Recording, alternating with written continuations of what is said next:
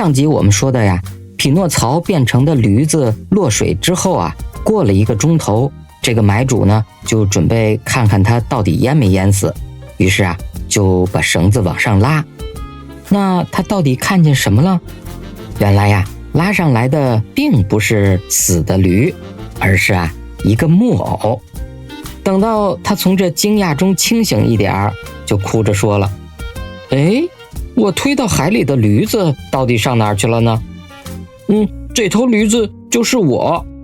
木偶啊笑着回答说：啊，你想开我玩笑吗？我可没开您的玩笑，亲爱的主人。可是你不是不久前还是头驴子吗？怎么到了水里就变成一个木偶了呢？那您先解开我身上的绳子，我就把一切都告诉您。买主马上就解开了拴住匹诺曹的绳结。匹诺曹就说了：我本来就是个木偶，我几乎就要变成一个孩子了，要不是听信坏同学的话离开了家，我就不会变成驴子的。您买了我，把我带到这儿来要杀死我，真的，这一回您的计划都快要成功了，要不是仙女。什么仙女啊？仙女是我的妈妈，她跟所有的好妈妈一样，都极其爱护自己的孩子，即使孩子品行不好，也不会把他们抛弃的。仙女一看见我快要淹死了，就马上派了不计其数的鱼游到我那儿，它们大口大口地咬着我，吃光了我身上的皮和肉。当这些馋嘴鱼发觉木头咬不动的时候呢，它们就各走各的了。买主听完以后气得狂叫：我一定要把你卖掉！听到这个时候匹诺曹猛地一跳，跳到了水里。一转眼的功夫呢，他已经游得很远很远了。匹诺曹正拼命地游呢，看见大海中有一块礁石，礁石顶上站着一只漂亮的小山羊，亲热地叫着，招呼他过去。小山羊的毛是蓝色的，这使他一下子就想起了那个美丽的仙女的头发。匹诺曹加把劲儿向那块雪白的礁石游去，已经游完一半路了。突然呢，水里钻出一条大鲨鱼，龇牙咧嘴的。可怜的匹诺曹千方百计的要躲开它，可是这条鱼张开大嘴巴，就像箭一样冲过来。匹诺曹，千万快一点！那个漂亮的小山羊咩咩地叫着说。匹诺曹就像一颗出膛的子弹，游得越来越快。他已经游到了礁石那儿了。小山羊已经向大海俯下身子，伸出前腿，正要帮助他离开水面呢。可是太迟了，怪物呢已经追上了他。怪物深深的一吸，把可怜的小木偶就吸到了嘴里。他狼吞虎咽的把匹诺曹给吞了下去。匹诺曹一下子就到了鲨鱼的肚子里了，昏迷过去了。等到他再醒来的时候周围是漆黑一片。当他明白自己是在海怪的肚子里的时候呢，立刻就开始大呼救命了。一条金枪鱼就游过来告诉匹诺曹了，说呼叫是没有用的，我们只能静静地等着鲨鱼把咱俩消化掉。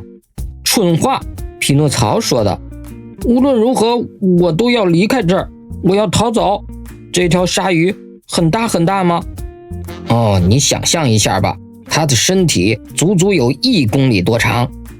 他们在黑暗中正这么说着呢，匹诺曹就觉得远远的有一点微弱的亮光。匹诺曹就想去找找它，也许它是条老鱼，能帮助他们指点路径逃出去呢。于是他在鲨鱼肚子里摸着黑，向在老远一闪一闪的微弱亮光走去。他走着走着只觉得脚踏在滑溜溜的油腻的水坑里，越往前走火光就越亮。等到他走到跟前你们猜他看到了什么了？也许让大家猜1000次也未必猜得出来吧。他看到了一张小桌子，上面呢摆着吃的，还有一支点着的蜡烛，而桌子旁边坐着一个小老头，头发胡子白得像雪。匹诺曹一看见这个人呢，马上就大喜过望，差点晕倒。他想笑也想哭，他想说许多许多的话，可结果呢，只能是乱叫一通，前言不搭后语。最后啊，他好容易迸发出一阵欢呼，张开胳膊扑过去，就搂住小老头的脖子，叫了起来：哦，我的爸爸，我的爸爸，我终于又找到您了！从今以后，我永远永远不再离开您。哦，我的眼睛看见的是真的吗？小老头擦着眼睛回答说：你当真是我亲爱的匹诺曹吗？是的，真的是我。你已经饶恕我了吗？我的爸爸，您多好啊！我却那么……您知道多少不幸落在我头上吗？我碰到了多少倒霉的事情啊！匹诺曹把离开爸爸后的经历从头到尾讲了一遍。讲到鸽子带他到海边找爸爸的时候啊，匹诺曹就说了：当时啊，我从老远就认出是您了，因为我的心这样告诉我的，于是我就向您示意回到海岸。是啊，我也认出了你呀，杰佩托说的。我当时啊也愿意回到海边，可是呢，一个巨浪打翻了小船，旁边的一条鲨鱼啊马上就游过来，把我吞了下去。那您在这里关了多久了？匹诺曹问道。已经差不多有2年了吧，我的匹诺曹，我好像过了2个世纪呀。那这2年您是怎么生活的呢？那场打翻小船的暴风雨啊，还使得一条商船给沉没了。船底的船员虽然得救了，可是啊，商船却沉了下去。那一天呢，那条鲨鱼的胃口大得出奇，它在吞下我之后呢，还吞下了那条商船。算我极大的幸运了，那条船上啊，装载着许多的食物，我呀，全靠上帝的这些恩典，我才能够活过这2年啊。我的好爸爸，匹诺曹说道，我们现在必须考虑从鲨鱼口里逃出去，再跳进大海里游走。可是我不会游泳啊。这有什么要紧的？您骑在我肩上，我会把您平平安安地带到海岸上的。哎呀，你这都是幻想，我的孩子，杰佩托反驳道，同时忧郁地微笑着。你觉得有那么大力气把我驮在肩上游泳吗？那试试看呗。不管怎么样，如果我们必须死的话，我们抱着一起死，至少也是一个安慰吧。匹诺曹抓起蜡烛，走在前头照路，对他爸爸说：您走在我后头，别害怕。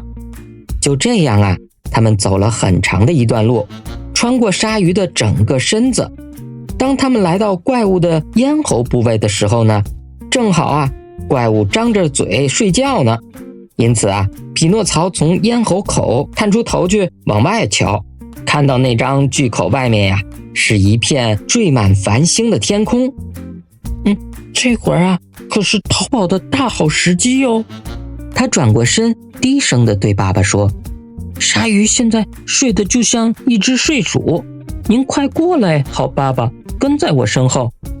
他们呀，沿着海怪的咽喉往上爬，来到了那张巨嘴边，开始踮起脚尖，在他的舌头上走。这个舌头啊，又宽又长，简直就像是一条羊肠小道。他们已经准备用力跳过去，纵身跃入大海。可是偏偏就在这个关键的时候啊，鲨鱼打起了喷嚏，他把匹诺曹和杰佩托呀弹回到胃部的尽头。跌倒时啊，重重的碰撞使得蜡烛都熄灭了，父子2个呀都陷入了黑暗。请把手伸给我，我的好爸爸，小心别摔倒了。你到底要领我去哪儿啊？我们重新试着逃跑，您别害怕。匹诺曹拉起他爸爸的手，仍然是踮着脚尖走路，一起啊顺着怪物的喉咙重新往上爬。然后呢，他们穿过整条舌头，跨过了3排牙齿。